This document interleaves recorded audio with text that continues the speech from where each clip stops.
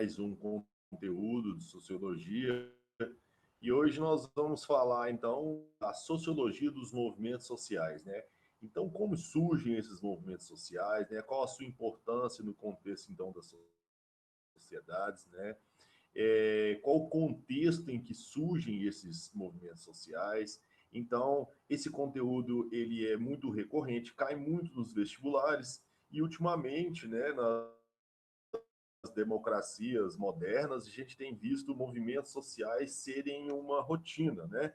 Serem uma tônica comum das democracias. Basta a gente notar que as maiores democracias, ou seja, aquelas que têm ela em questões eleitorais, ou seja, ela através de políticas públicas, a gente nota que os movimentos sociais eles têm cada vez maior participação nas decisões da sociedade e que surge, né, no século XIX, em meados do século XIX, e que hoje, né, não diferentemente, há ainda conteúdos daquela época lá atrás, do século XVIII, mas também do século XIX, meados do século novas reivindicações, né, pertinentes às transformações da sociedade, né? Então nós vamos, eu vou projetar aqui os slides e a partir dos slides a gente começa a visualizar melhor o conteúdo que nós vamos trabalhar aqui, tá bom? Então eu vou projetar aqui e a gente já dá início, né? Aqui tá os slides. Então aqui isso, vou colocar em tela cheia, que fica melhor que eu use a canetinha para a gente ir rabiscando aqui e marcando os pontos que eu estou falando, para ficar melhor para vocês acompanharem, né? Então, a sociologia dos movimentos sociais, para quem está com estila, ela é na página aí 200, 190 e do capítulo 24, que vai falar, então, especificamente sobre os movimentos sociais. Então, pessoal, os movimentos sociais, então, eles começam, né, na segunda metade do século XIX, né, e os sociólogos vão se dedicar a compreender a complexidade e a dinâmica da sociedade industrial. Então, pessoal, acontece. A Revolução Industrial, ela vai impor uma nova forma de produção, né, sociedade moderna, e uma das práticas pelas quais faziam as pessoas saírem do campo para ir para a cidade, né? Por que as pessoas deixaram de morar no campo e foram para a cidade? Ah, foi por escolha própria? Não, não foi, né, pessoal? Até porque houve uma política na Inglaterra chamada de cercamentos, que na verdade consistia em comprar a terra, né, das pessoas, dos pequenos proprietários, e essa propriedade passar a ser, então, uma grande propriedade, que vai atender, então, agora o capital, o mercado, né? Então, os pequenos proprietários, eles foram desapropriados, né? Foram compradas as terras deles e eles se destinaram, então, a se subsistirem na sociedade trabalhando nas indústrias, né? Então, foi uma forma de alimentar a indústria, né? De ter, então, matéria-prima, ou seja, o trabalhador ali, né? No chão de fábrica. Então, uma das formas, né, de atrair ele foi exatamente, não muito atraindo, né, mas meio que forçando os indivíduos a adotarem um estilo de vida, né, novo, né? Então, há essa dinâmica pensada, então, pelas classes dominantes da época, que estavam por trás da própria Revolução Industrial, e que pensava, então, numa grande produção, numa sociedade em que pudesse ter uma produção maior, em que a escassez, então, mesmo de produtos alimentícios, como também de produtos e bens gerais da sociedade, pudessem ser sanadas através dessa produção industrializada, né? Mas para eles conseguirem, então, a mão de obra, foi necessário, então, fazer determinadas políticas, chamadas cercamentos na Inglaterra, né? Não só na Inglaterra, estou dando um exemplo de uma, mas para que as pessoas abandonassem seu estilo de vida, já que eles produziam tudo aquilo que eles precisavam de subsistir na fazenda, eles teriam que substituir esse tipo de produção, né, para ir morar na cidade, trabalhar para uma fábrica e comprar as coisas, né? Ou seja, estava aqui em curso, pessoal, o nascimento da sociedade capitalista, né?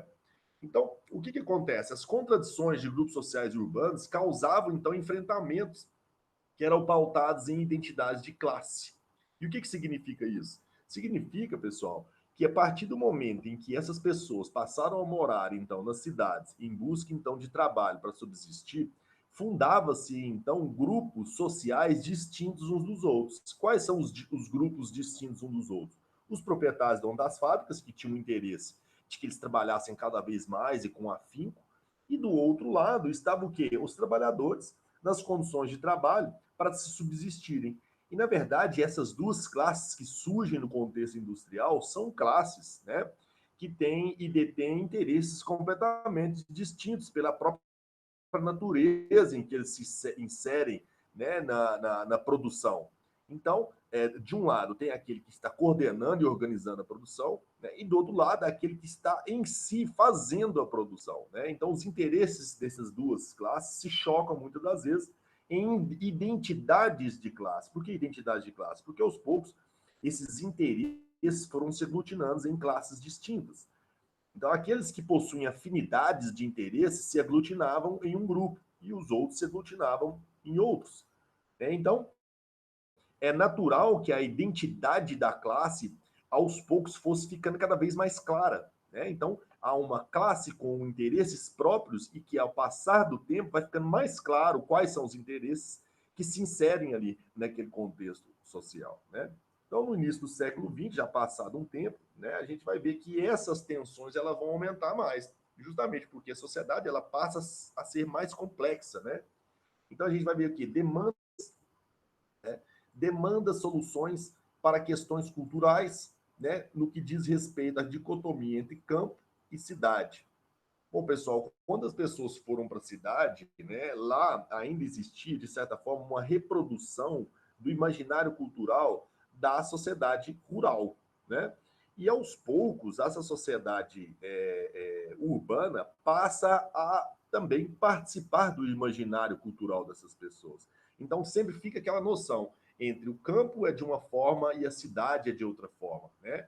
Então, há uma certa questão de conflito, né, de interesses e até mesmo de modo de ver a vida, né, o ritmo de vida, né, como era a vida no campo, como é a vida na sociedade. Então, passa-se a ter uma maior valorização daqueles que têm maior adaptação à vida na cidade. Então, o cara do campo ele vai ser visto muitas das vezes como um cara meio atrasado, meio lento, né? Está ultrapassado. Então, surge essa dicotomia cultural aí entre que o lado urbano é o desenvolvimento e o progresso, e o campo deve ser deixado para o lado, ou seja, para quem procura um desenvolvimento e um progresso de vida, o campo não é um lugar para essas pessoas. Né? Mas é engraçado que quem se apropria das terras é exatamente a grande propriedade, né?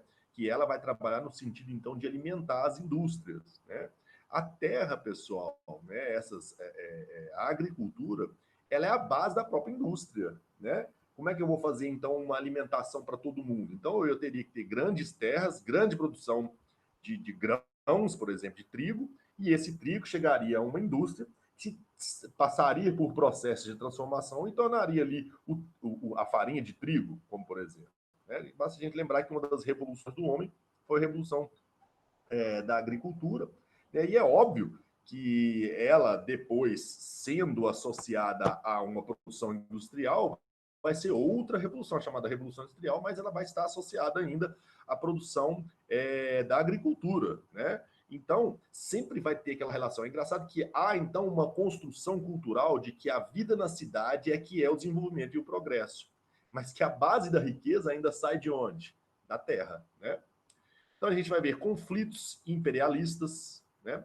Por quê, pessoal? À medida em que essas sociedades urbanas se desenvolviam com as indústrias, né, essas grandes empresas também cresciam e já almejavam matérias-primas em lugares distintos do mundo. Aí é que a gente vê, pessoal, a chamada neocolonização, né? O que é a neocolonização? A neocolonização é aquela colonização depois das grandes navegações, ali por volta de 1880, início do século XX, que a gente vai ver a Europa repartindo a África e a América, né, em regiões em que se possam explorar as pessoas, como também as riquezas da terra. O que eles precisavam disso? Para alimentar exatamente o quê? A sua indústria. Até porque, pessoal, retirar a matéria-prima da Europa naquele contexto ali, né, o preço do produto final seria muito mais caro que se eu retirasse de uma terra onde ali não tem nenhum mercado, né? Basta a gente lembrar que o que estabelece o preço das coisas, pessoal, é o mercado. Então, se a gente vai tirar matéria-prima, né, de um lugar onde nem existe mercado, o preço daquilo ali praticamente sai de graça, né? Até porque eles utilizavam de mão de obra escrava para retirar essas riquezas, né? A gente vai ver aí que esse desenvolvimento imperialista, ou seja, os impérios capitalistas que estavam se ascendendo, então, vão se utilizar então das matérias-primas tanto da África como também da América, né? Então, esses eram os conflitos que se surgiam desde então. E essa matéria-prima que chegava na cidade, quem que ia lidar com essa matéria-prima? Exatamente os ex-trabalhadores rurais que foram, através dos cercamentos, expulsos de suas terras e voltados a trabalhar nas fábricas e nas indústrias. Então, pessoal, há uma falácia do tipo: o capitalismo ele sempre foi, nunca provocou morte. Então, pessoal, isso aqui é uma prova cabal, né, de que para se impor o capitalismo, esse ritmo de vida nosso de mercado, ele foi feito a ferro e fogo, né? A Companhia das Índias Orientais, lá no passado longínquo, nas grandes navegações, já eram empresas que visavam, então, colocar esse estilo, né, que é inglês, né, de produção industrial, de divisão social do trabalho, entre trabalho pensante e trabalho braçal, todo esse estilo de vida, né, típico do capitalismo, ele passa a ser imposto não de forma amigável, né? Então ele é feito de forma a expropriar, né, debaixo de suor e sangue, né? Então não foi algo, não houve uma revolução, houve várias revoluções de resistência e inclusive também de imposição desse novo sistema. Então, o que a gente vai ver é o surgimento de novos atores sociais, né? Esses novos atores sociais são exatamente os que vão estabelecer os embates e que vão, então, gerar os chamados movimentos sociais, né, que surgiam nessa sociedade moderna, né? Então, relações de poder e hegemonizada pela violência simbólica, né? O que essas relações de poder hegemonizada pela violência simbólica? Pessoal, aquela ideia de eu achar que a cultura europeia, né, é que é superior e ela passa a ser imposta pelos indivíduos de forma violenta e simbólica, no sentido de que o negro e o índio são atrasados, são sub-raças, são quase seres animalizados, né? Então, isso aí, no imaginário, até mesmo na própria etnia dessas pessoas que recebiam esse tipo de tratamento, né? Porque eles passavam a receber um tratamento voltado para esse tipo de imaginação, esse tipo de preconceito, né? Já que são atrasados, então eles tinham um tratamento social nesse sentido, né? Então as próprias instituições vão vão se emergir dentro desta lógica, né? Onde os indivíduos, tanto o índio quanto o negro, nem eram considerados como cidadãos, né? Então quando a gente se fala de direitos humanos, direitos do cidadão, muitas vezes essas pessoas eram excluídas, né? E aí e aí é de onde a gente entende, né? Hoje a preocupação no direito, né, dos juristas aí mais progressistas, no sentido de incluir essas pessoas que por um passado não muito distante foram excluídas, né? Então esse é o tipo de violência simbólica que a gente encontra. Ela está institucionalizada, né, chamada o racismo estrutural, né, o preconceito estrutural.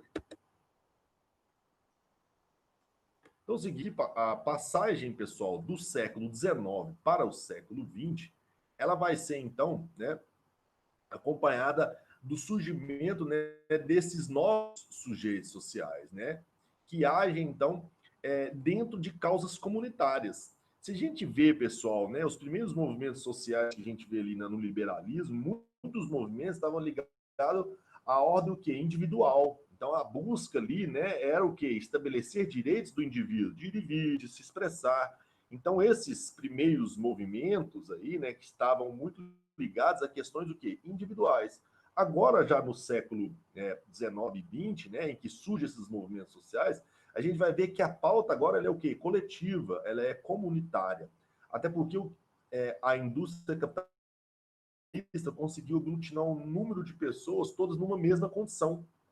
E essa posição em que eles se situavam permitiram com que eles notassem afinidades de interesses, de posições, de condições e se unissem em torno de suas causas, né? Então, esses grupos formaram a base de relações identitárias e de pertencimento. É exatamente isso que eu falei, ou seja, a aglutinação das pessoas ali na indústria, ela passa, então, a dar a possibilidade dos indivíduos em criar uma certa identidade. Né? Que seria essa identidade? Bom, nós somos trabalhadores que vendemos nossa força de trabalho em troca de um salário, estamos em condições assim de trabalho, trabalhamos tantas horas, ou seja, eles passaram, então, a identificar, né, essas similaridades, condições entre eles, permitindo com que eles identificassem um no outro essa afinidade, essa igualdade. Então, cria-se o quê? Uma classe com uma identidade própria, né? Então, todos vão se organizar em entidades de classes, né? Eu posso dizer que os primeiros sindicatos, né, que vão pautar reivindicações para a sua emancipação, ou seja, para a conquista de direitos, né, para que ele possa ter exatamente aquilo que a própria sociedade prega, que é a liberdade, né? Se eu estou dentro de uma sociedade que prega liberdade e igualdade, primeiro que o cara vai chegar no chão de fábrica, ele vai ver que o patrão e ele não têm uma igualdade estabelecida, existe uma relação ali de dominação. Então, já para ele, já cai por terra essa questão da igualdade, né? E a questão da liberdade passa a ser, então, algo muito perseguido, né? Passa a ser um bem, um dos maiores bens, né? Posso dizer que na nossa modernidade, é um dos bens mais perseguidos e almejados, um dos valores que a gente coloca acima de tudo, que é a liberdade, né? E aí, que um cara que trabalha 14, 16 horas por dia, sem direito nenhum, recebendo uma quantidade ínfima, né? Mas que para ele se manter vivo, né? O salário, ele chegaria a essa conclusão que o salário era mais só para o trabalhador se manter vivo, né? Ele não teria condição ali de um lazer, de ter um gasto a mais, um luxozinho, né, que seja. Então, o trabalhador, ele vê que essa liberdade dele está condicionada ao poder aquisitivo nessa nova sociedade, né? Então, só teria liberdade se eu tivesse um poder aquisitivo melhor, né? Então, eles vão procurar emancipar exatamente nesse sentido, né? Emancipar o quê? Se eu estou numa sociedade que prega liberdade e igualdade, já que a igualdade é algo muito distante para nós, vamos então reivindicar essa liberdade. Mas para que essa liberdade seja de fato exercida, eu preciso então, numa sociedade capitalista, ter o quê? Dinheiro para comprar, né? Eu me realizo na sociedade capitalista o quê? Consumindo, né? É através do consumo que eu me realizo como cidadão. Então, as greves, a militância política foram os principais recursos utilizados, então, por esses trabalhadores, né? As greves, pessoal, elas são constitucionalmente, né, legais hoje, né? Há direito de greve e hoje, pessoal, há uma tônica, né, de que as pessoas detestam greve, detestam sindicatos, né? Até não vou entrar na discussão aqui do porquê que muitas pessoas não gostam de sindicato, mas o fato é que é algo necessário, porque faz a defesa dos direitos dos trabalhadores, né? E a greve, pessoal, ela está dentro dos direitos fundamentais. Então, é um direito inalienável, né? Ou seja, a greve é um direito que o indivíduo tem justamente para reivindicar melhores condições de trabalho, né? Basta a gente lembrar, pessoal, que o que faz valor na sociedade, o que cria valor na sociedade, é o trabalhador. Não há outro meio de se criar valor que não seja o próprio trabalhador, né? Por que ele é tão desvalorizado, já que é ele que cria valor? Então, a greve é militante dos trabalhadores para confrontar opositores e marcar posição de identidade no cenário político de trabalho. Ou seja, olha, nós queremos melhores condições, nós temos em nossas mãos a força de trabalho.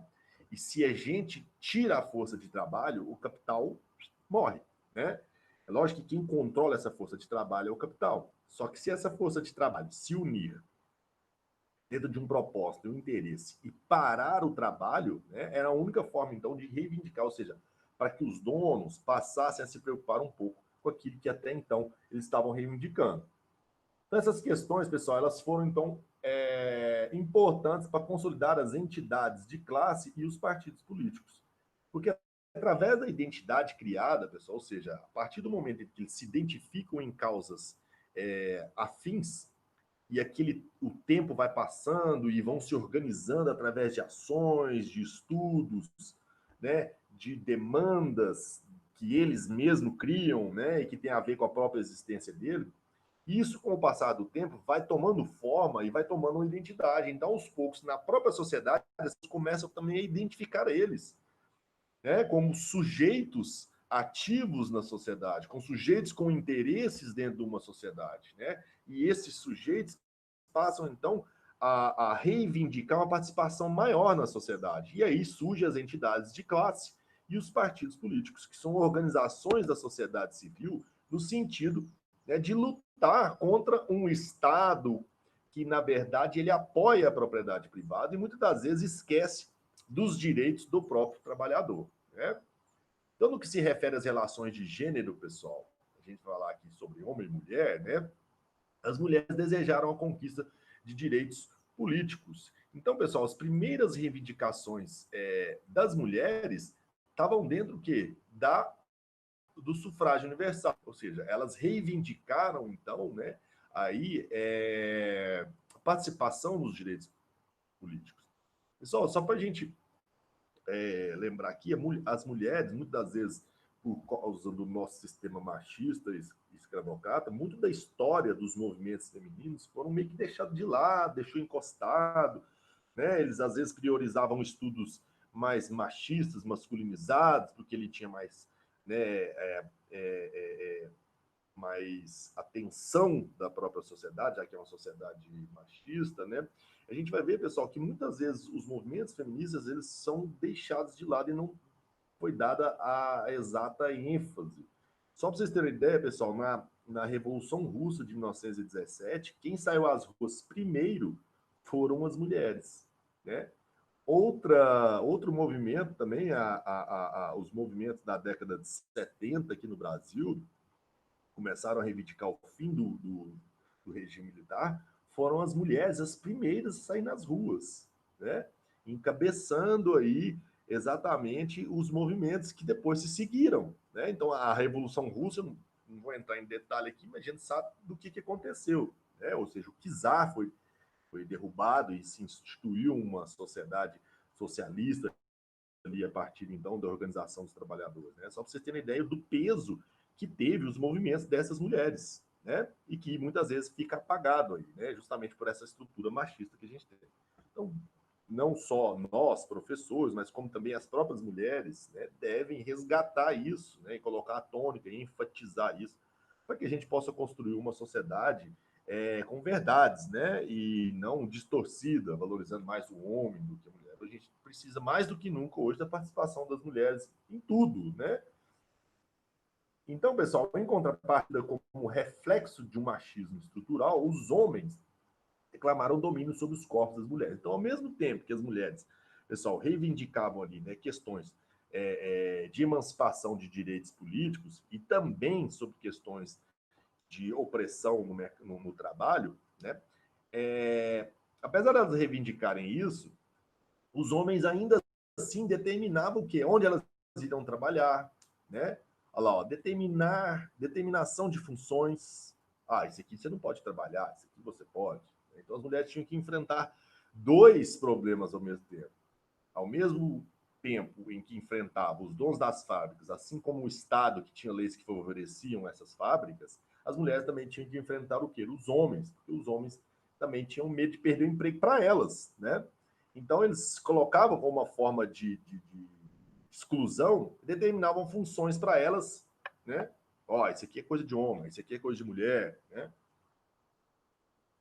Reafirmar a submissão às estruturas tradicionais, ou seja, eles queriam que as mulheres tivessem emancipação desde que elas se colocassem submissas às estruturas tradicionais. O que é estruturas tradicionais? Um homem que manda, né?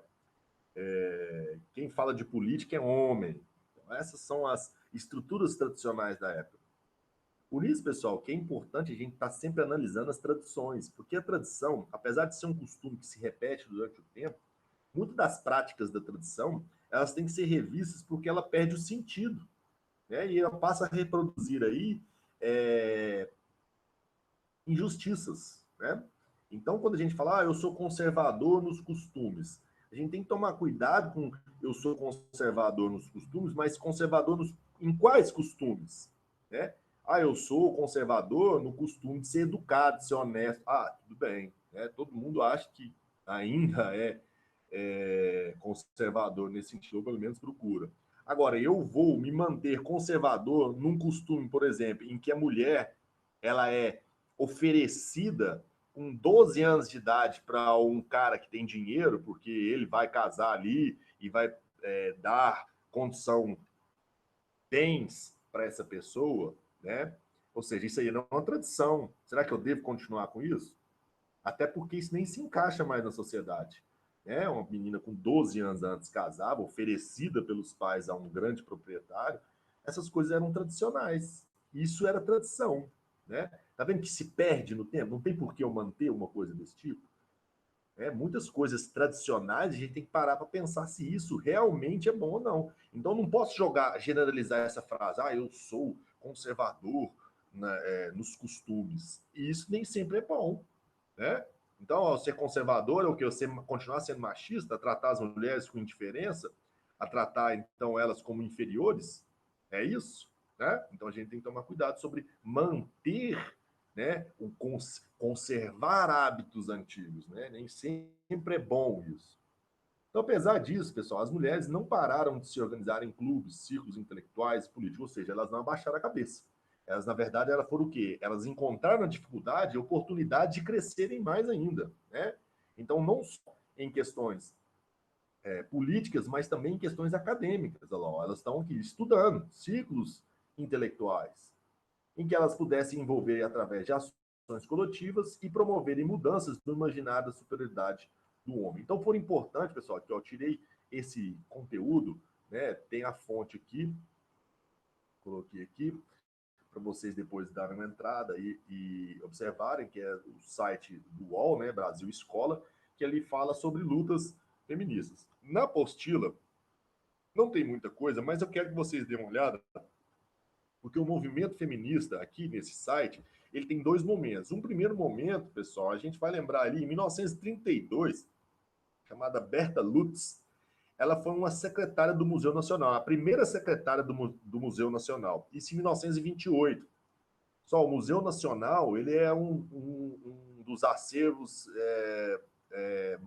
maiores que a gente tem de livros e conteúdos no Brasil, né? E se a gente for olhar aí, entre um dos maiores da América Latina também. Né? Então é importantíssimo o Museu Nacional, que a gente tem de livros, de arcabouço, de artes e tudo mais, né?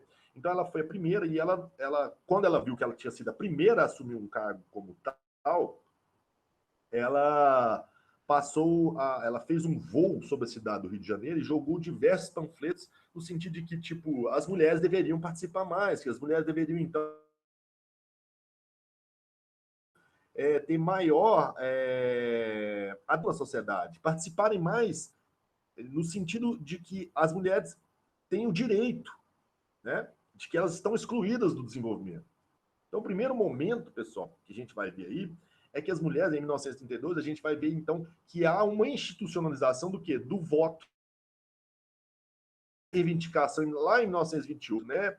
A Berta Lutz, né, que é o primeiro momento do movimento feminista aqui no Brasil, a gente pode pensar, não estou excluindo os outros movimentos feministas anteriores a esse tempo, que se a gente for ver no período escravista, já havia, de certa forma, né, não o feminismo que a gente conhece hoje, mas já havia reivindicações nesse sentido. Né? Então, a Berta Lutz ela vai fazer o seguinte, ela vai reivindicar um direito político que é o sufrágio. Né? E em 1932 a gente vê o resultado disso. Já no segundo momento, pessoal, a gente vai ver ali em 1975, que é o que eu falei para vocês, que é o movimento das mulheres dentro do regime militar. Né? Então, as intelectuais brasileiras que moravam na Europa, né, elas se reuniram no sentido de montar o quê? Uma imprensa feminista, para mostrar, então, a visão do mundo a partir do viés feminista, né? Ou seja, de uma igualdade de gênero, que respeitava, então, o gênero feminino. Né? Então, as feministas foram as primeiras a ir às ruas durante a ditadura, né? Como eu disse para vocês, e a gente tem uma figura chamada Amelinha, que ela foi presa, ela desenvolveu muitos estudos a respeito da ditadura, né? Ela foi presa, torturada. E logo depois, pessoal, na década de 80, a gente vai ver que surge aí, né, a Constituição de 88, em que a Constituinte, ou seja, o que criou a Constituição de 1988, pessoal, ela foi feita a partir de participação de diversos setores da sociedade. E as feministas protocolaram várias matérias no sentido de incluir direitos das mulheres. Então, não teve uma vez, não teve um ato em que estivesse fora muitos participantes, né? E no que diz respeito a leis, a gente pode levar aqui em consideração da emancipação da mulher nesses movimentos feministas, a gente vê que a Lei Maria da Penha, de 2006, né, que é uma penalidade criada no sentido de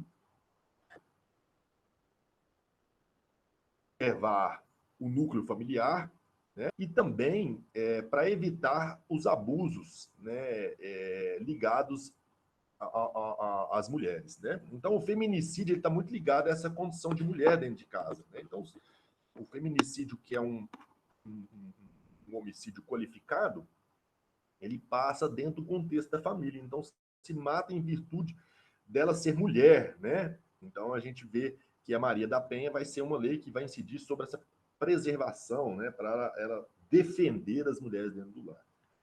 A lei do feminicídio teve um agravamento, né? Agora ela vai a prisão é de 12 a 30 anos, né? Subiu aí a pena máxima, isso em 2015. E hoje, pessoal, se pensam também na chamada educação infantil. E educação infantil, pessoal, hoje, que é uma reivindicação do movimento feminista, é o quê? Que a educação infantil ela não deve ser exclusiva da mãe, que os pais devem participar, né? Então, assim, ó, que é uma obrigação de todos. As crianças não é só obrigação do pai e da mãe, mas da sociedade como um todo. Então, das crias, do nosso futuro, de como que a gente, então, vai criar o nosso futuro, plantar nossa sementinha, né? Então, uma das do feminismo é exatamente essa questão da divisão das tarefas domésticas, incluindo aí a cria, cuidado com os filhos, né? Então, no que se refere a movimentos étnicos e sociais, grupos distintos se organizaram, pessoal. Tanto que coloquei até uma foto aqui, isso aqui são escravos, né? Esses são escravos numa fazenda, já reivindicando sobre suas questões sociais. Os próprios movimentos, pessoal, né? A gente tem que lembrar que é o seguinte, em 1880, 1890 no Brasil, fábricas ainda eram muito pequenas, muito poucos fábricas que tinham no Brasil. Então a gente vai ver que os movimentos no Brasil começam já no século XX. Então, 1910, 1900 os movimentos, né? Por exemplo, tem aqui uma lista de uns. Ó, em São Paulo, cria-se o chamado Clube dos 13, né?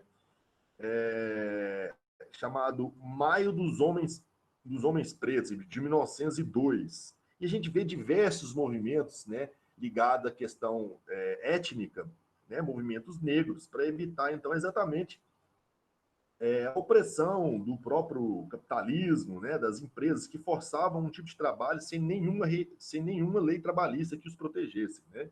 Então, a gente vai ver em 1900, a gente vê a União Cívica dos Homens de Cor, a gente vê a Associação Protetora dos Brasileiros Pretos de 1917, no Rio de Janeiro, e a gente vê diversos lugares, Pelotas, Lages, Santa Catarina, né? Ou seja, os movimentos passam a borbulhar e pipocar no Brasil assim que aquela identidade que eu falei para vocês no início da aula, ela começa a se formar.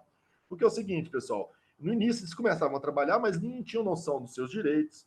Como é que eles vão passar a ter noção dos direitos? A partir da hora que eles passam a viver em sociedade, ali, né, eles passam a viver próximos uns dos outros, a conversa, a informação, ela chega até eles, inclusive as informações no que diz respeito a direitos.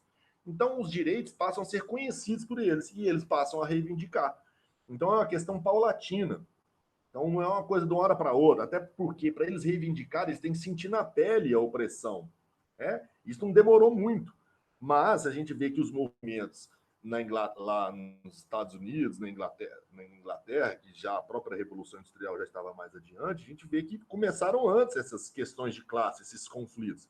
Tanto que os grandes pensadores, inclusive Karl Marx, a maioria dos livros dele que trata sobre conflitos de classe, é de 1850, né? 1860, é por ali. No Brasil, a gente vai ver, então, que em 1910... Então, o primeiro movimento que a gente vê no Brasil aqui é em 1891. Então, com um certo atraso, né? Então, como que eles se organizaram? Em associações de bairro religiosa, né? Passaram a questionar as estruturas do saber, do poder, que hierarquizavam as relações sociais. Então, o que acontece, pessoal? As estruturas que hierarquizavam, ou seja, estruturas do saber, no que eu digo aqui, todas as instituições, na verdade, elas não consideravam o negro como um cidadão, né? O próprio Estado, né, a instituição estatal, ela não considerava. Então, na verdade, os negros se associaram nas suas próprias práticas. Por isso que tem a questão religiosa aqui, né? Lembra do sincretismo? O sincretismo é o substituir a imagem significativa de um santo africano por uma imagem de um santo católico. Né? Então, o cara rezava lá para o santo católico, mas no coração dele ele estava pensando numa entidade africana. Isso foram formas, pessoal, de se manterem vivos aqui, né? Era uma forma de resistência. Então, a capoeira ela nasce também como uma forma de resistência, né? E várias outras resistências que foram sendo criadas no próprio cotidiano. Os quilombos eram formas de resistência, né? E que ali eles mantinham suas práticas vivas. Então, ali eles poderiam então fazer os seus cânticos africanos, né? Fazer suas representações artísticas naquilo que eles tinham como arte, né? Não aquela arte imposta pelo europeu, né? Então, tudo isso ali foi importante para se manterem vivos, né? Então, é importante, pessoal, destacar também que os afrodescendentes, né, na configuração de práticas e representações capazes de orientar a conformação de identidades e produção de sentidos políticos sobre o passado e o presente. Então, está falando aqui a importância, então, desses movimentos que se seguiram logo depois, ou seja, os descendentes dos escravos que manteram suas práticas, que organizaram resistências, que criaram projetos de preservação das suas culturas. Tudo isso, pessoal, é muito importante no sentido de se criar, então, políticas que possam, então, emancipar essa etnia, né? Que hoje a gente vê as políticas de cotas, entre outras, que é nesse sentido, né? Uma etnia que foi largamente explorada pela mão de obra escrava. O Brasil foi construído pelas mãos dos escravos, né? Ou seja, o trabalhador que gerava o valor nessa sociedade, ele mesmo não tinha valor nenhum atribuído a ele, né? Ou seja, uma injustiça gigante. E não foi 50 anos, 100 anos, foram 300 e tantos anos, né, pessoal, com essa mão de obra sendo largamente usada aqui no Brasil, né? Então, esses exercícios, pessoal, ou seja, os quilombos, tal, permitiram, então, através dessas organizações e associações, né, foram fundamentais, então, para manter viva a cultura e as tradições. Então, pessoal, quando a gente vê lá a feijoada, a capoeira, né, a própria percussão, né, o samba, tudo isso, pessoal, a gente se deve à riqueza da cultura africana que a gente herdou, né? Senão a gente teria isso, se a gente for olhar ali, é o fado, né? Depois vocês dão uma olhada sobre o fado em Portugal, né? É até triste, né? Música portuguesa.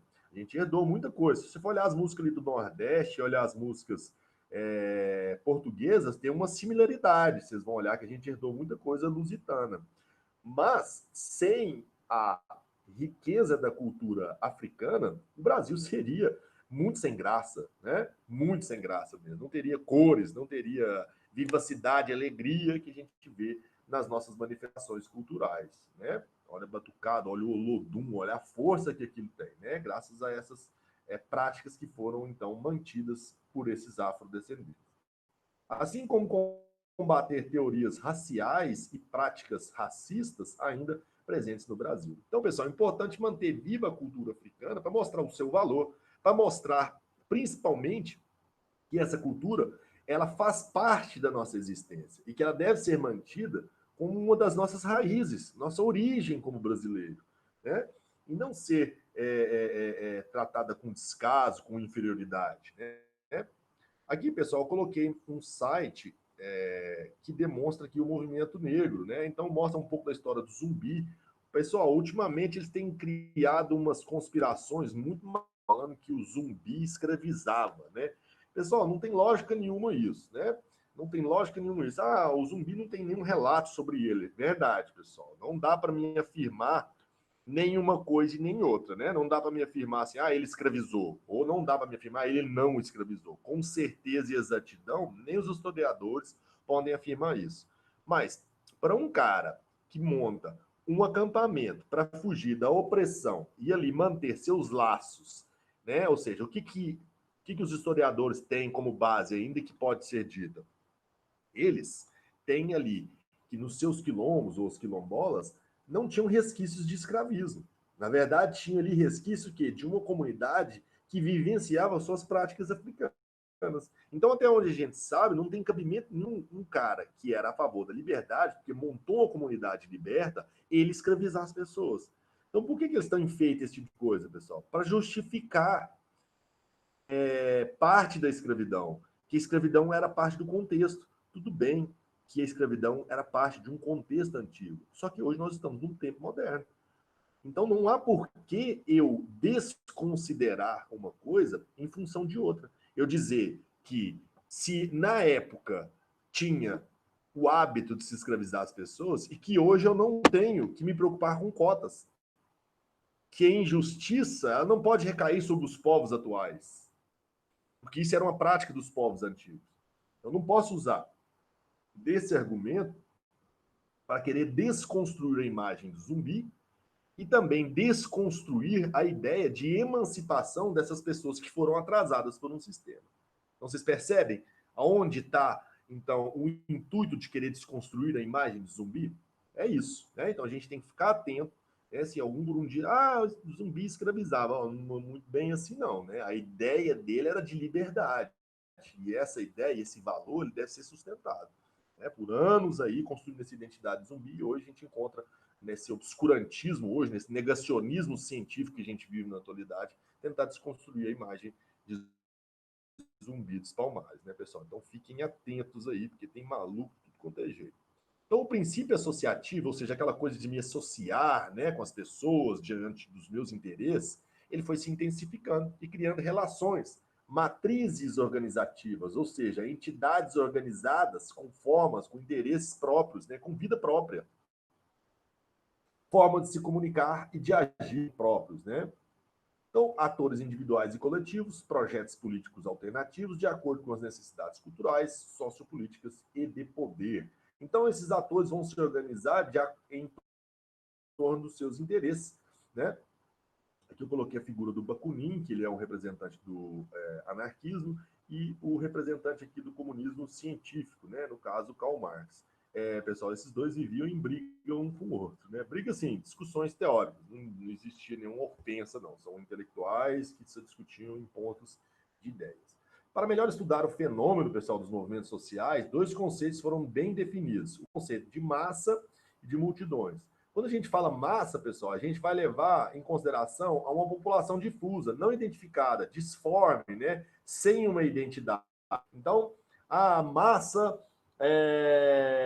de pessoas que reivindicavam na praça da Sé ali em São Paulo. Então, na verdade, aqueles movimentos que a gente viu ali anticorrupção no Brasil e que depois borbulharam vários outros movimentos, aquilo pode ser considerado como uma massa de movimento. Por quê? Ali a gente via reivindicação da marcha da maconha, dos idosos, dos pets, contra a corrupção, a favor do PT. Então a gente via uma massa disforme, não havia uma identidade. Aquele movimento, você perguntava assim, o que eles estão reivindicando? Reivindicando tudo. Na verdade, vários especialistas passaram a definir aqueles movimentos como um movimento de insatisfação com os governantes. Ou seja, generalizou, né? Tentando dar uma forma àquilo ali. Mas a massa, então, só para vocês entenderem, é uma massa que não tem identidade. A partir do momento em que eu crio identidade, um grupo com interesse próprio, que segue determinado projeto, que vai em sentido de uma determinada coisa, eu vou falar em multidão. Ou seja, grupos organizados em um espaço e tempo específico, ou seja, em 1975, reivindicação do fim do regime militar. Então, já identifiquei o espaço e o tempo. Identidade, sou a favor da liberdade, da democracia. Forma, nós vamos agir da seguinte forma. Nós vamos fazer reivindicações das ruas, panfletos, né? agem sobre uma determinada circunstância histórica. Então, qual que é a circunstância histórica que eu dei exemplo aqui? Exatamente o que? O regime militar. Então, a multidão ela é algo definido, né? Determinável. Então, na década de 60, pessoal, a partir dos conceitos de multidão, surge uma sociologia dos movimentos sociais. Então, pessoal, a gente vê que no Brasil, né, a sociologia dos movimentos sociais, não só no Brasil, mas de forma geral, os sociólogos eles vão passar a estudar isso depois que esses movimentos já ganham forma, ou seja, que esses movimentos, por mais diversos que eles sejam, eles passam, então, a definir como sujeitos, né, que são determináveis com seus projetos, com seus interesses, né? E eles vão destacar, então, as chamadas ações coletivas organizadas, né? Então, os movimentos sociais são ações coletivas organizadas, né? Protagonismo exercidos pelas redes civis, né? Ou seja, as pessoas se aglutinam em torno de determinados interesses, formando redes de interesse, né? Pelos grupos de interesse e pressão, contestação e litígios políticos. Então, tudo isso, né, passa, então, para ser estudado por essa nova sociologia, né? A sociologia dos movimentos sociais, vendo sobre as contestações, sobre as pressões, sobre também os litígios políticos. Essa socióloga, o pessoal chamada Maria Glória Gon, considera a estruturação dos movimentos sociais que ela é composta por determinados requisitos, né? Então ele vai falar assim, olha, todo movimento social, para eles um movimento legítimo, ele tem que ter o quê? Ele tem que criar metas, valores a serem atingidos, né? Então vou colocar aqui o movimento estudantil. Vou dar um exemplo aqui do movimento estudantil. Qual que é o interesse? Qual que é a meta deles? Vamos aumentar o número de desconto nos eventos intelectuais, artísticos, eventos de todas as formas, né? Então, ou seja, a gente quer que o estudante tenha direito de entrar com meia entrada, né? Vamos supor isso. Valores. Quais são os valores que eu estou pautando nessa ideia minha, nessa meta? Exatamente o quê? A emancipação do estudante. Se eu emancipo o estudante, se ele participa mais da sociedade, ele vai então absorver mais conhecimento. E assim eu vou formar um indivíduo mais preparado para a sociedade, né? Então, o que é que eu estou querendo atingir aqui? Estudantes mais qualificados. Lideranças formulam demanda. Então, a gente tem que ter um cara ali que vai criar essas metas, ou seja, um líder que estudou o movimento e fala, olha, nós precisamos disso, nós queremos isso, baseado nisso, nisso e nisso, né? Aglutinação, ou seja, juntar membros. Transformação de demandas em reivindicações, ou seja, aquilo que a gente precisa, né, para o nosso grupo, que é aumento dos desconto, ele vai ter que se transformar numa reivindicação. Como que a gente vai reivindicar isso? Né? Vai ser pelo WhatsApp? Vai ser na praça pública? A gente vai nas escolas? Como que a gente vai reivindicar? Né? Mas as demandas têm que partir de um ponto para virar ação. Organização elementar do movimento, ou seja, os elementos ali dentro do movimento têm que ter uma função específica.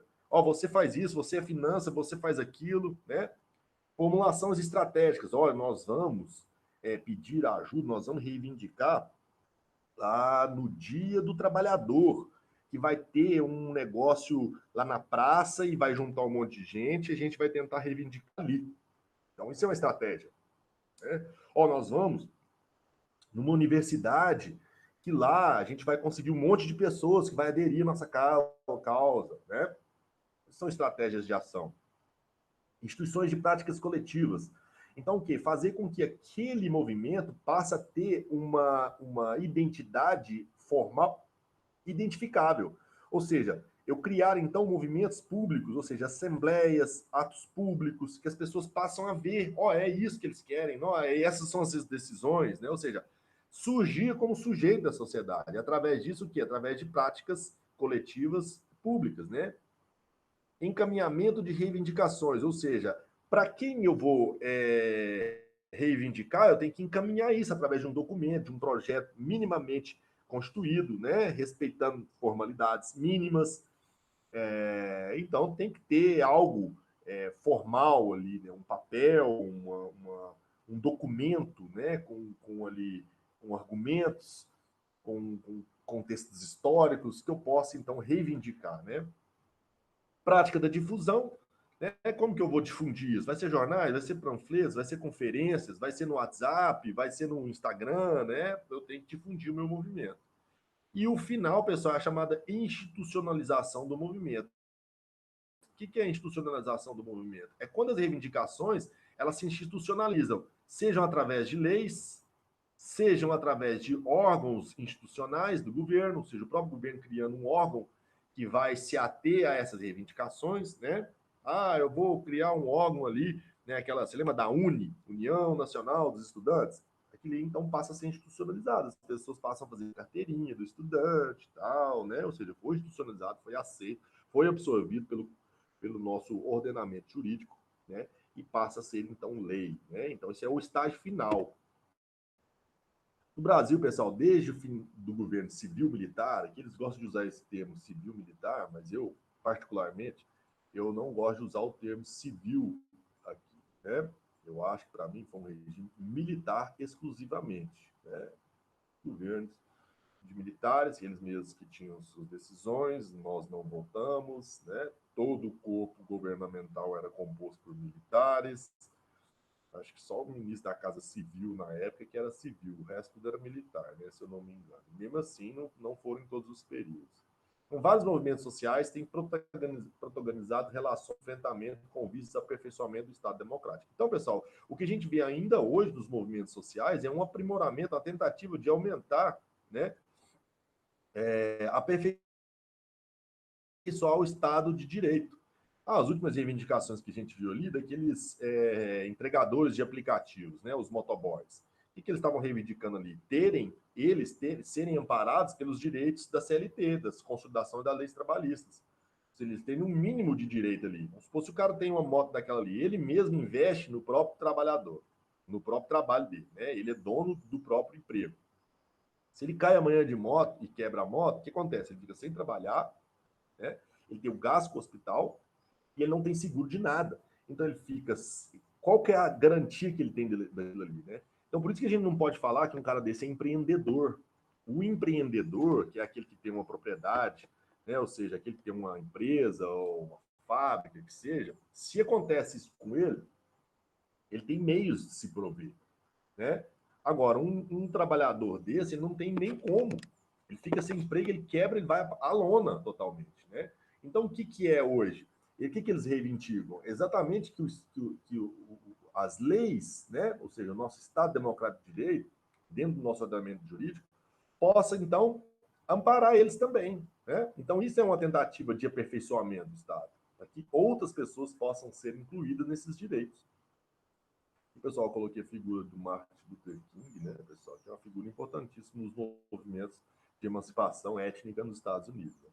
No estudo dos movimentos sociais, pessoal, essa socióloga aqui, Maria Glória Gon, né, foi muito importante nos estudos no Brasil. Ela vai falar que o movimento ele é composto por uma parte interna e uma parte externa. Ele vai falar que a parte interna é o projeto, a organização, as demandas ligadas, as crenças, as ideologias, o repertório de ações e as articulações. Né? O que seriam, por exemplo, essas articulações? Por exemplo, eu sou um movimento estudantil, eu posso me articular com o movimento feminista. E aí eu ganho, né, nessa articulação força, porque um vai apoiar o outro, e ao mesmo tempo eu posso unir determinadas demandas. Né?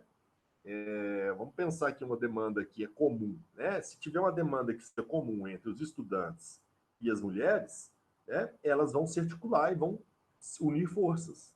Né? Essas articulações, pessoal, elas podem ser também, além de ser articulações com outros movimentos, elas podem ser articulações com empresas, com políticos, com partidos políticos. Né? Essas articulações aqui, elas não têm um limite específico. As crenças e ideologias, ou seja, o corpo ideológico que vai manar as ideias, né, de como seguir o grupo. E aqui o fator externo, pessoal: ambiente sociopolítico e cultural, opositores, articulações e redes externas. Pessoal, essas articulações aqui são as articulações que a gente vai encontrar externo, né? Ou seja, articulações e redes externas, relações do movimento com outros movimentos, né? Que eu dei exemplo aqui. Essas articulações aqui, pessoal, eu posso ver articulações internas. As articulações internas, elas têm relação exatamente do próprio grupo com os elementos do grupo, né? Basta a gente lembrar que dentro das pessoas que fazem parte desse movimento, há pessoas ali que já são líderes de bairro, que têm um partido, e elas se articulam internamente ali. E essas articulações externas é aquela que eu dei exemplo ali para vocês, que é a articulação de uma empresa, né, ou com outro movimento. Então, há uma certa distinção aqui, pessoal, dessa articulação aqui, né, que é interna, com essa articulação aqui, que ela é externa, né? Então, eu acabei atropelando ali, né, falando das articulações ali de forma geral, mas as articulações internas é aquelas que funcionam internamente dentro do movimento, e as articulações externas é aquela em que o movimento se junta a outro movimento ou outras organizações, de forma geral. Com relação às demandas e repertórios, pessoal, que é a parte interna do movimento, da ação coletiva, a gente vai notar que elas, né, ou seja, essas demandas, o que a gente precisa, e o repertório, ou seja, como que isso vai ser, né, ou seja, como que essa coisa vai sendo praticada, né, ou seja, o repertório das demandas, ou seja, como que aquilo vai sendo paulatinamente conseguido, né, através das atividades, através das ações, né, então o repertório e as demandas estão internamente dentro dos movimentos, né, então, ó, com relação à demanda e repertório da ação coletiva dos movimentos, há necessidade, então, de carências não atendidas, né? Projetos, utopia. O que seria isso? Para mim, então, né, ter demanda, para mim ter uma demanda, eu tenho que ter uma carência que não foi atendida, né? E aí cria-se uma demanda. Aí como que a gente vai agir aqui? Dentro de um repertório. Que repertório é esse? Os repertórios são construídos a partir de agregação de demandas. Então, eu junto várias demandas, ou seja, várias carências não atendidas, e aí eu crio o chamado repertório, né? Que são mediatizadas pelo conteúdo político e ideológico do projeto. Então, eu crio demandas, né, que são aglutinadas, surgindo repertórios que vão ser guiados pelos projetos. Esses projetos aqui é os que vão, então, guiar os repertórios, né? Então, ó, demanda em reivindicação é mediatizada pelo conteúdo político e ideológico do projeto do movimento. Então, essas demandas vão ser o quê? Movidas, vão ser guiadas por esses projetos, né? E o que seria, pessoal, essa questão aqui da utopia? A utopia, pessoal, no sentido aqui, é algo impossível, mas algo possível no sentido de ser um ideal. Ele vai falar o seguinte: todo movimento tem que ter um ideal inatingível. É um ideal, ou seja, que transborda a realidade possível momentânea, mas que futuramente pode se conseguir. Então, ou seja, é aquela coisa da gente criar uma meta, né? A utopia aqui é como se fosse uma meta. É lógico que meta, quando a gente fala em sentido econômico, é algo que você vai atingir, que você precisa atingir. Agora, aqui no sentido dos direitos sociais, ou seja, é criar um imaginário ideal que vai ser atingido em algum momento, né? É igual a ideia de Jesus Cristo, né? É um ideal. Mas quem consegue ser igual a Jesus Cristo ainda é impossível, né? Pelo nosso próprio estado atual hoje, né? De homem limitado, né? Atrasado, nós somos animalizados em muitos sentidos, né? Então, a figura do modelo ideal, que é Jesus Cristo, uma hora a gente vai chegar lá, né? Então, a gente tem uma luz para perseguir. Então, os movimentos sociais, eles brigam nesse sentido. Tem que ter uma luz, tem que ter uma luz no fim do túnel que a gente vai estar sempre perseguindo, sempre indo atrás. Ou seja, o movimento ele não pode parar. Ele tem que ter um sentido contínuo, né? Vai falar, a origem, então, de um movimento pode ser vista em dois ângulos. Social, ou seja, quando nasce de uma opressão interna, né? E suas articulações também podem surgir movimentos. Ou seja, a partir de um movimento, eu me uno a outro movimento e aí eu posso surgir um novo movimento, né? Então, vamos supor aqui, para a gente ter uma ideia.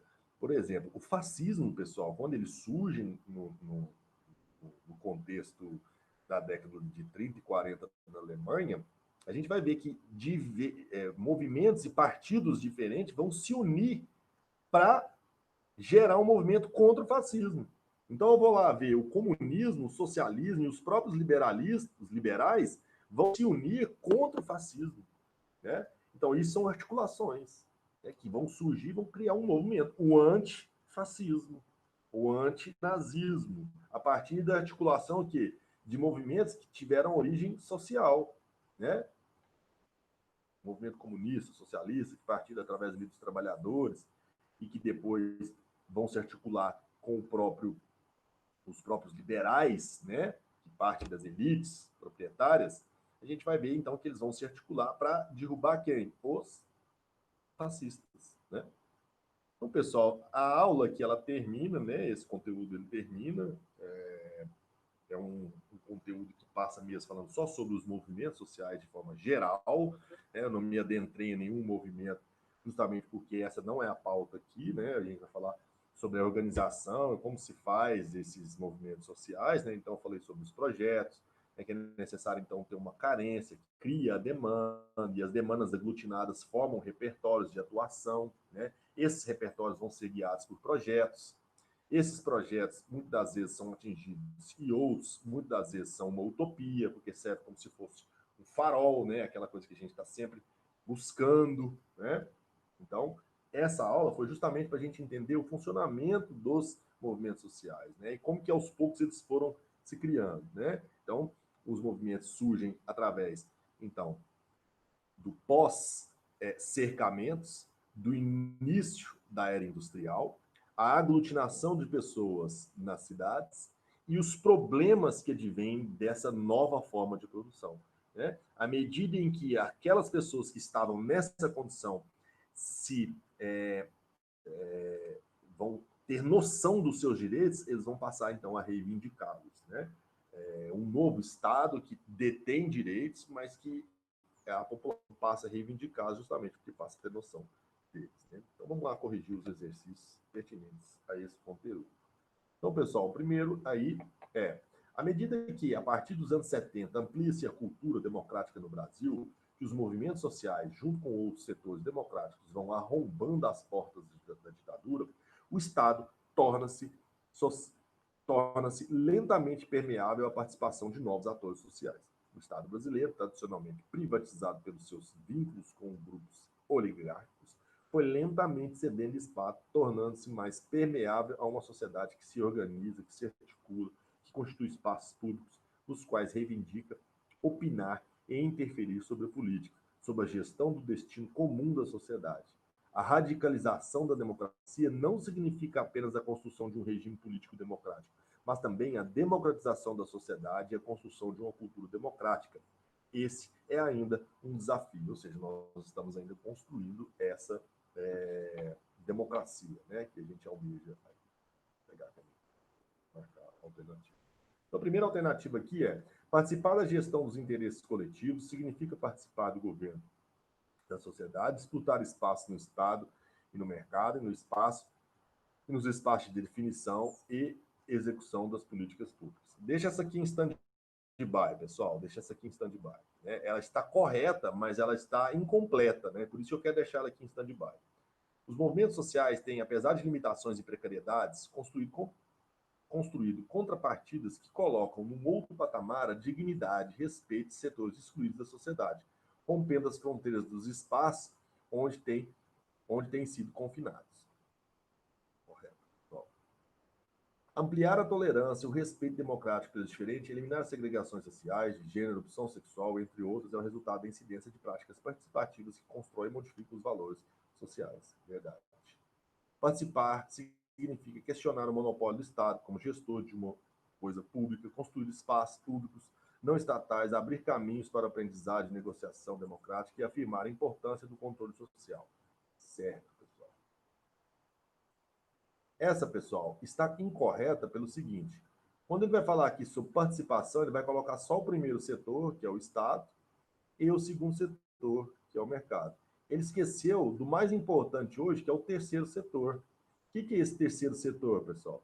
O terceiro setor, pessoal, é o setor chamado sociedade civil organizada, que é exatamente hoje o principal nas reivindicações. Entra também nesse terceiro setor, pessoal, as ONGs, as organizações não governamentais, né? ou seja, elas fazem o papel do Estado que ele deveria fazer, né, cumprindo um papel que está fora de ação do Estado e também do mercado. Né? Então, o terceiro setor aqui, ele esqueceu de falar. Esse aqui seria o primeiro, o Estado, o segundo setor é o mercado, e o terceiro setor é a sociedade civil organizada. Então, a alternativa correta aqui é a A, né? Essa aqui é correta. É a correta. O quadro abaixo, pessoal, essa é a 2, né? Criado pelo italiano Giuseppe Pellizza, é uma expressiva representação da emergência dos movimentos sociais no final do século XIX. Ao mostrar uma multidão de trabalhadores que determinadamente avança para reivindicar seus direitos, esse fenômeno é desenvolvimento das reivindicações das organizações coletivas como um movimento sindical e os partidos políticos. Teve no início na Europa e nos Estados Unidos, no século XIX, espalhando-se por todo o mundo ocidental. Então, aqui estou mostrando então, uma foto de movimento sindical, né, pessoal? Trabalhadores ali reivindicando, né? Então, provavelmente, eles estão passando por uma opressão. Vamos ver a primeira alternativa. Qual afirmativa abaixo corresponde, então, às condições sociais daquele período? Então, qual que representa as condições sociais, né, daquele período? Que período que é? Período, então, de grandes reivindicações no que diz respeito à opressão do trabalho fabril, né, nas fábricas, sobre os trabalhadores. A rígida estratificação social impedia que os camponeses procurassem trabalho fora dos limites feudais. Errado, né, pessoal? Errado. Os camponeses foram praticamente arrastados para trabalhar nas fábricas. A estagnação no setor econômico e produtivo, centralizado em um mundo agrário, incapaz de atender às necessidades humanas. O pessoal aqui já não está falando mais dessa escassez produtiva, a gente já está falando aqui de um contexto fabril, né? Não é mais o mundo agrário, é o mundo urbano. Leis trabalhistas que reconheciam os direitos de mulheres e crianças. Aqui ainda não tem isso, não, pessoal. Está mostrando exatamente a reivindicação. Não está mostrando nada de lei trabalhista, ninguém aqui comemorando nada, né? Nem criança ali no meio comemorando alguma coisa. Estou vendo uma mulher aqui com uma criança no colo, né? E, na verdade, o que aparenta ser vários homens, né? Numa condição meio estranha aqui, né? Não dá para ver ninguém feliz aqui, não. A alternativa correta é a D, pessoal, que fala as péssimas condições de vida dos mais pobres, com longas jornadas de trabalho, precárias e condições de habitação. Estou falando aqui, pessoal, de movimento sindical, né? Então, tem como eu falar ali de emancipação de leis trabalhistas com as pessoas aqui nessa situação. Né? Era a manhã ensolarada do dia 1º de maio de 1980 e as pessoas que haviam chegado ao centro de São Bernardo do Campo para uma comemoração da data se depararam com a cidade ocupada por 8.000 policiais armados, com ordens de impedir qualquer concentração. Já desde as primeiras horas daquele dia, as vias de acesso estavam bloqueadas por comandos policiais que vistoriavam ônibus, caminhões e automóveis. Pela manhã, enquanto um helicóptero sobrevoava os locais previstos para as manifestações, carros de assalto e brucutus exibiam a disposição repressiva das forças de ordem. Brucutus, pessoal, é aqueles carros, parece aquele caveirão do BOP, né? Vocês já viram aquele filme, parece, esse brucutu parece isso, é um carro para choque mesmo, né? Com base nos conhecimentos sobre a história recente do Brasil, é correto afirmar que nesse episódio o autor se refere ao... Vamos lá.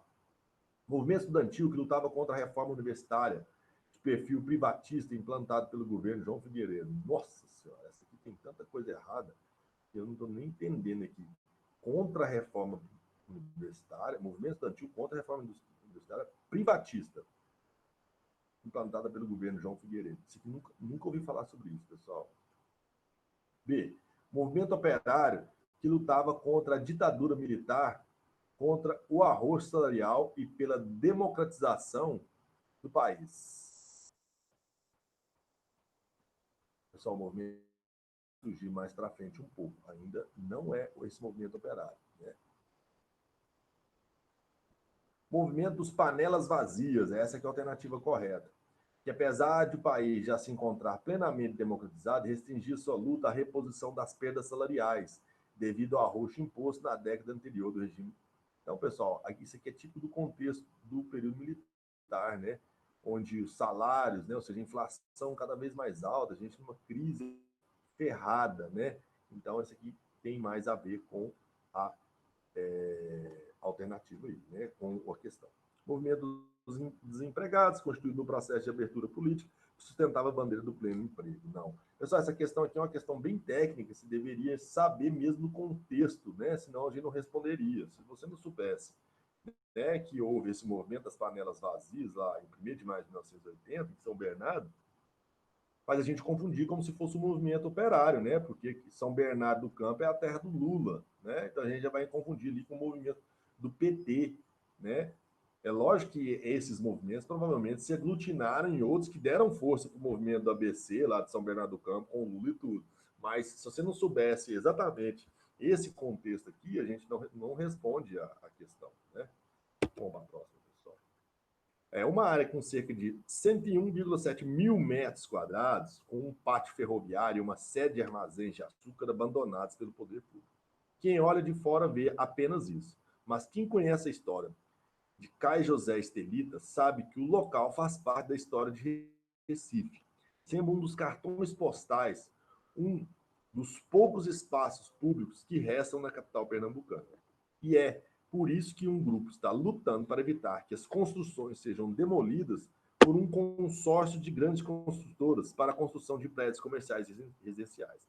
A forma de atuação do movimento social relatado evidencia sua busca pela. Só então dando para ver que é um espaço público que vai ser privatizado. Ou seja, ninguém mais vai poder utilizar aquilo ali. E eles estão falando que é um dos únicos espaços públicos que ainda tem, né? Então, o que é isso aqui, pessoal? Eu estou vendo aqui uma, claro que. O que é isso aqui, pessoal?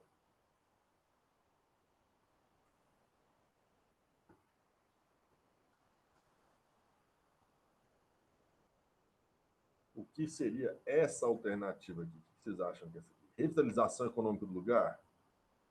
Não. Né? Ampliação do poder de consumo? E não essa é a tônica. Preservação do patrimônio material? Não. Intensificação da geração de empregos? Não. Criação de espaços de autossegregação? Sim. A alternativa correta, pessoal. Espaço de autossegregação. Bom?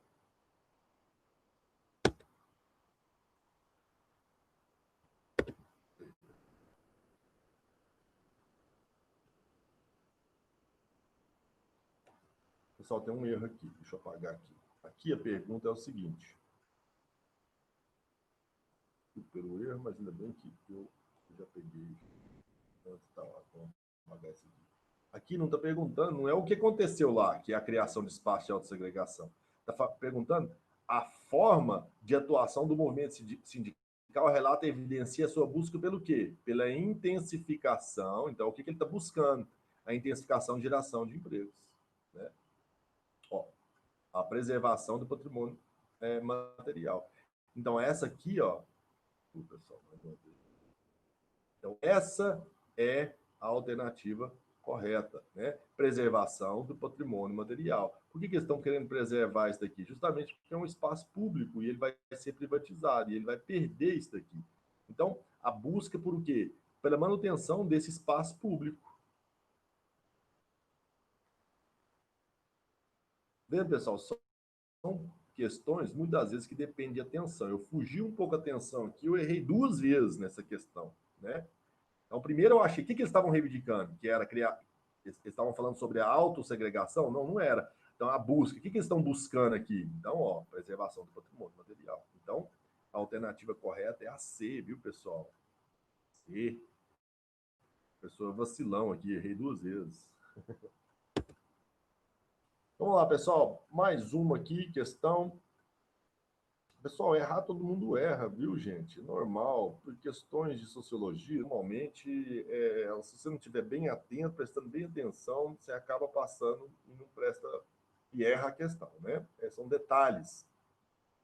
Para muitos autores, a década de 1980 foi muito importante para a pluralização do fortalecimento dos movimentos sociais em nosso país. Agora surgem novas formas de participação e mobilização social. Comente o papel dos movimentos sociais no Brasil nos anos 80 e compare-os às novas formas de participação política no século XXI. Então, pessoal, aqui era para a gente pensar no sentido de que em 1980 houve movimentos reivindicatórios pela democracia, né? Ou seja, a gente viu ali em 1980, né, na década de 80, o movimento negro, o movimento índio, o operário, o feminista, o camponês, né?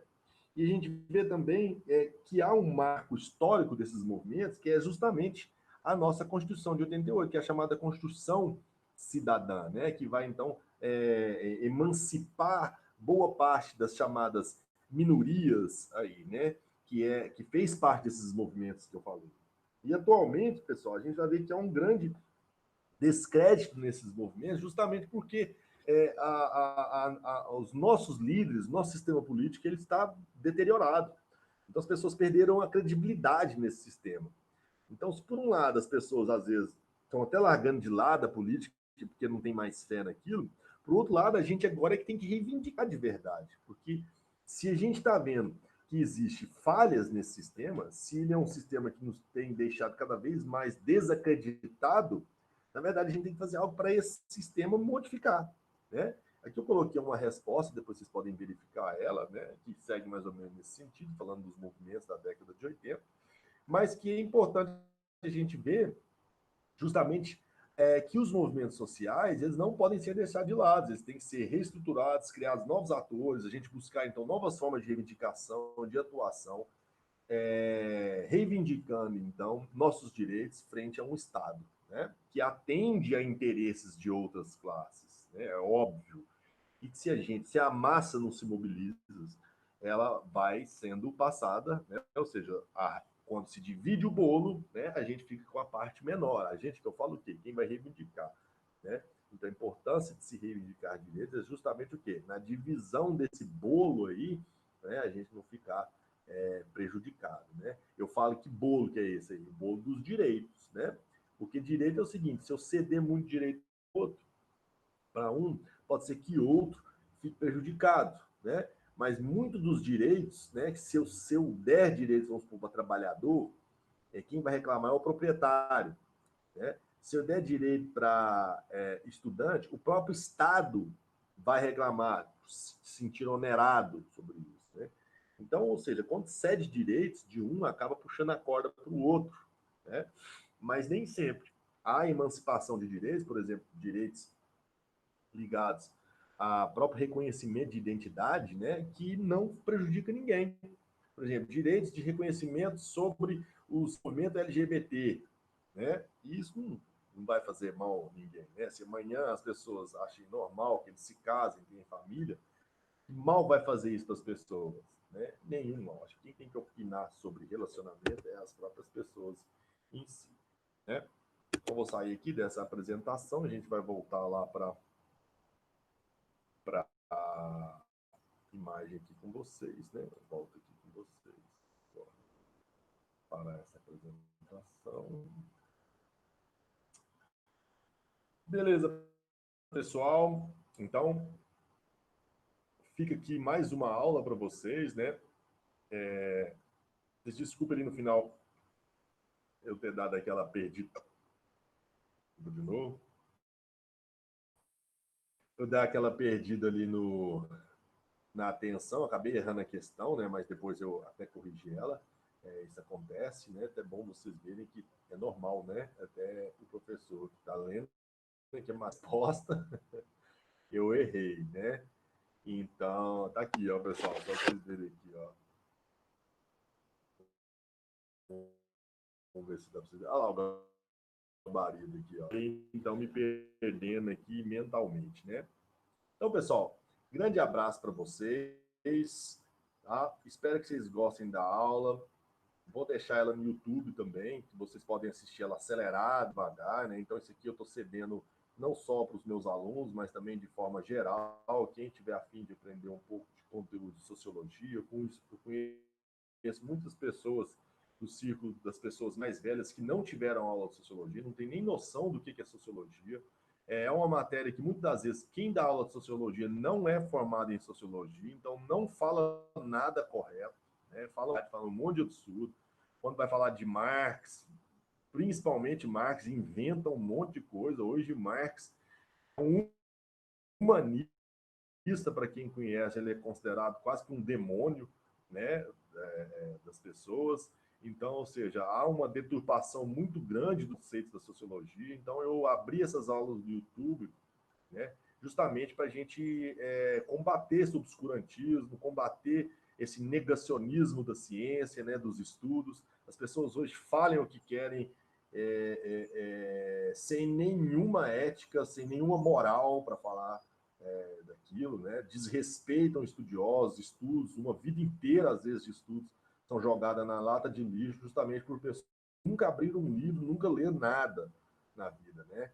Então a gente tem que combater, né? Eu como professor, como estudioso, estou sempre lendo, combater as pessoas que propagam fake news, mentiras, né? Então, hoje, o nosso maior embate hoje é exatamente combater as fake news, né, e as mentiras a respeito da ciência e de vários pensadores.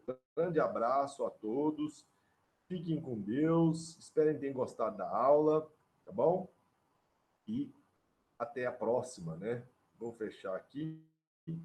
Opa. Pessoal, ainda vou ver se eu passo conteúdos aqui mesmo, tudo mais curto também, tá bom? Estou interrompendo aqui a gravação. Fique com Deus e até mais.